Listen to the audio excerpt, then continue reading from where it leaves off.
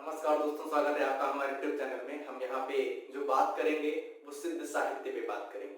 जैसा कि हम प्रवृत्तियों की एक परंपरा चला रहे हैं जहाँ पे हम हर एक काल की परिस्थितियां, प्रवृत्तियां, विशेषताएं और उसके कालक्रम इन सभी पे चर्चा करेंगे। उसी तरह से हम इस परिपाटी में ये एग्जाम बूस्टर के रूप में रहेगा। ये बूस्टर आपको छोटी छोटी जो परिचर्चाएं हैं, छोटे छोटे जो तथ्य हैं वो करने का प्रयास करेगा।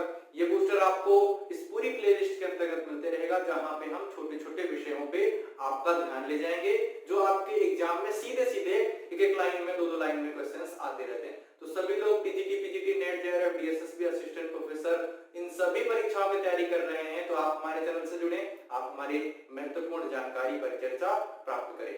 विशेषता के लिए हम बात करेंगे इस प्रवृत्ति की, सिद्ध साहित्य की। तो सिद्ध साहित्य जो है ये बहुत महत्वपूर्ण है। यहाँ से एक प्रश्न बनने की प्रबल संभावनाएं रहती हैं और सिद्ध जो है वो धार्मिक साहित्य में कहीं ना कहीं पहले अग्रणी है।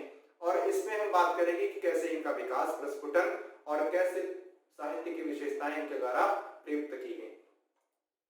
हिंदी साहित्य में अगर हम बात करें तो ये जो क्षेत्र था इनका, वह भारत का पूर्वी क्षेत्र था। मुख्य केंद्र बिहार, नालंदा विश्वविद्यालय, श्री पर्वत इनका सबसे पूजनीय स्थल था। तो ऐसे परिक्षेत्र में रहने वाले हम सिद्धों की बात करने वाले हैं। तो और दूसरी बात ये हम आपको साफ साफ बता दें कि बिहार से और असम तक के परिक्षेत्र तक का इन्होंने अपने साहित्य के माध्यम से जो परिक्षेत्र था उसका इन्होंने भ्रमण किया और अपने धर्म का प्रचार प्रसार किया। सीधे सीधे बात करेंगे विशेषताओं के बारे में। महासुखवादी परंपरा का द्वारा ईश्वरत्व की प्राप्ति पर बल देते थे। ये महासुखवाद ही कहीं ना कहीं इनके सबसे विवाद का कारण बना, क्योंकि 5 जो मकार हैं जिसमें मांस, मदिरा, मुद्रा, मैथुन, मछली, इन सभी का तत्वों का रूप परिभाषित है। बौद्ध धर्म से ही निकले हुए हैं, बौद्ध धर्म की वज्रयानी शाखा से निकले हुए हैं। तो वहां पर इसके मानक, इसके स्वरूप अलग अलग थे। लेकिन जैसे ही वो सिद्धों में प्रवेश होता है, सिद्धों में इन तथ्यों की बात करें तो इनके रूप बदल जाते हैं, इनके जो स्वरूप है उसमें परिवर्तन हो जाता है। तो इन सभी परिस्थितियों, स्थितियों को ध्यान में रखना होगा। आपको सभी जानकारी प्राप्त कराने के लिए हम इसमें एक एक बिंदु पर थोड़ी थोड़ी संक्षिप्त परिचर्चा करते रहेंगे। जी हाँ, तो ये महासुखवादी परंपरा कहीं ना कहीं सहवास सुख के समरूप हो जाती है और सहवास सुख को ही महासुखवाद का पर्याय माना जाता है। तो स्त्रियों के साथ जितनी ज्यादा भोग लिप्सा, जितने ज्यादा उनके साथ संभोग की स्थितियां, परिस्थितियां रहेंगी और इससे भी नहीं मन भरा तो जितनी अधिक स्त्रियों के साथ संभोग की स्थितियां रहेंगी उसको ही अधिक सिद्ध, अधिक बड़ा सिद्ध माना जाएगा। 84 सिद्धों की बात हम करेंगे जो त्रिश्वर ठाकुर जी के वर्ण रत्नाकर नामक ग्रंथ में इनके स्वरूप मिलते हैं।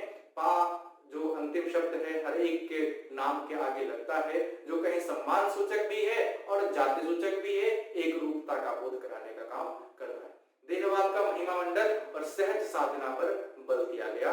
देहवाद की ही बात इसमें महत्वपूर्ण है। तो देहवाद, महासुखवाद, ये दो तत्व आपको भली भांति जानने होंगे।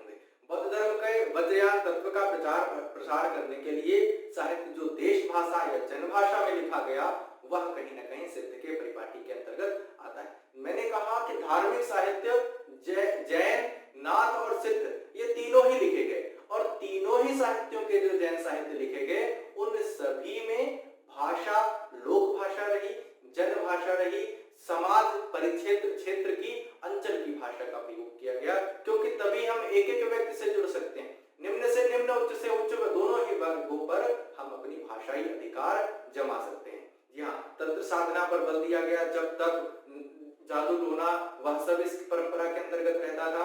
अगले कुछ तत्व हैं कि साधना पद्धति में शिव शक्ति के युगल रूप की उपासना की गई। तो उपासना पद्धति के रूप में कौन प्रयुक्त हुआ? वहां पर नाम आएगा शिव पार्वती जी का युगल रूप, नाम इसमें अंतर्गत रखा जाएगा। इसमें जाति प्रथा एवं वर्ण भेद व्यवस्था का विरोध था। ये कहीं ना कहीं 7वीं शताब्दी के इतिहास का सबसे महत्वपूर्ण पन्ना था, सबसे महत्वपूर्ण पृष्ठ था, क्योंकि अभी तक ब्राह्मण धर्म जो था वह वर्णाश्रम व्यवस्था में गिरा हुआ था। ब्राह्मण, क्षत्रिय, वैश्य, शूद्र और सबसे बड़ा वर्ग जो था वो ब्राह्मण था और उसी का राज था, उसी का एक छत्र राज यह करता था कि निम्न वर्ग के प्रति एक कुत्सित भावना का स्वरूप दृष्टिगोचर। यही परिक्षेत्र रहा कि इस धर्म में हर एक निम्न वर्ग या जो भी उपेक्षित अपने आप को समझता था उसका महत्वपूर्ण प्रवेश रहा। दूसरी बात, ब्राह्मण क्षत्रिय वैश्य शूद्र चारों वर्गों ने इस धर्म को स्वीकार और इसका प्रचार प्रसार करने का कार्य किया। ब्राह्मण धर्म का सीधे सीधे खंडन इस परंपरा में मिलता है। जो रूढ़ि के खिलाफ थे उन्होंने इस धर्म को, पंथ को ग्रहण किया। कवि एवं काव्य की बात करें, 84 सिद्धों के नाम उल्लेख हैं और यह राहुल संकृत्यायन जी कहते हैं सरहपा को हिंदी साहित्य का प्रथम कवि मानते हैं। 769 यानी 769 ईस्वी उनका जन्म समय है, जो कि महत्वपूर्ण है। जय प्रसाद द्विवेदी लिखते हैं कि धार्मिक प्रेरणा या आध्यात्मिक उपदेश होना काव्यत्व का बाधक नहीं समझा जाना चाहिए। सीधे सीधे ये कटाक्ष किया जाता है रामचंद्र शुक्ल जी पर। हिंदी साहित्य का ब्रह्मा उनको मैं कहता हूं, और ब्रह्मा का मतलब यह है कि जो कह दिया वो मिटा नहीं, और यही हुआ भी। जो भी आगे लिखा गया 1929 के बाद हिंदी साहित्य का इतिहास, वह सब कहीं न कहीं अनुप्राणित था रामचंद्र शुक्ल जी के इतिहास से। उसका जो मार्ग प्रशस्त करने का काम था, मील का पत्थर था, वह यही था। 7वीं से 10वीं शताब्दी तक के इस इतिहास को धार्मिक कहकर जैन, नाथ, सिद्ध तीनों को ही हिंदी साहित्य की चौहद्दी से बाहर रखकर अन्य काव्य में रखा गया। ये शुक्ल जी का कार्य था।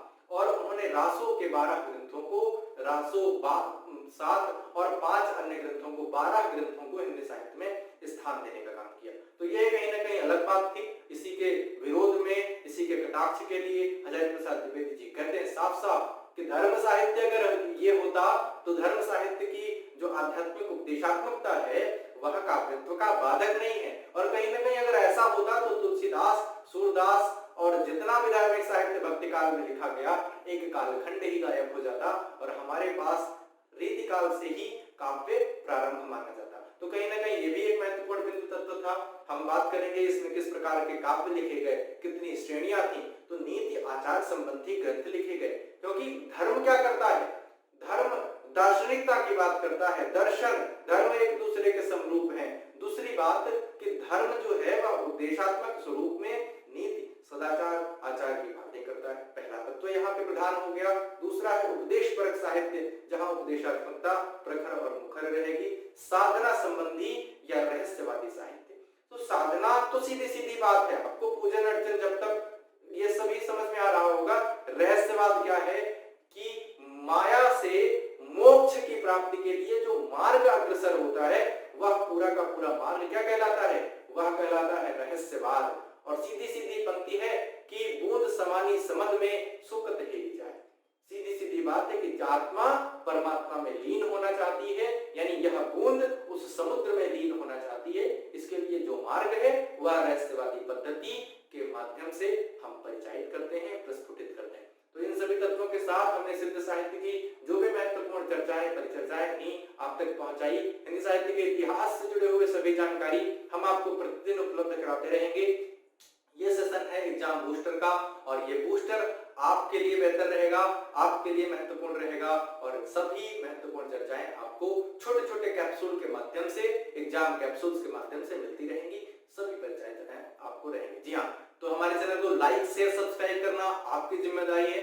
आप हमारे चैनल को लाइक शेयर सब्सक्राइब करेंगे तो नित्य प्रति आपको ये वीडियो मिलते रहेंगे। बेल आइकन प्रेस करेंगे तो आपको नोटिफिकेशन आते रहेंगे। Insta, Facebook, WhatsApp, Twitter, Telegram, इन सभी स्टोरी स्टेटस के माध्यम से आप हमारे चैनल को शेयर कर सकते हैं और इन्हीं माध्यमों से हमारे साथ संपर्क भी स्थापित कर सकते हैं। संपर्क सूत्र सामने लिखा हुआ है। पीडीएफ, पेड और डिस्क्रिप्टिव लाइव क्लासेस के लिए आप हमारे संपर्क सूत्र पे संपर्क करें। जी बहुत बहुत धन्यवाद आप सभी का।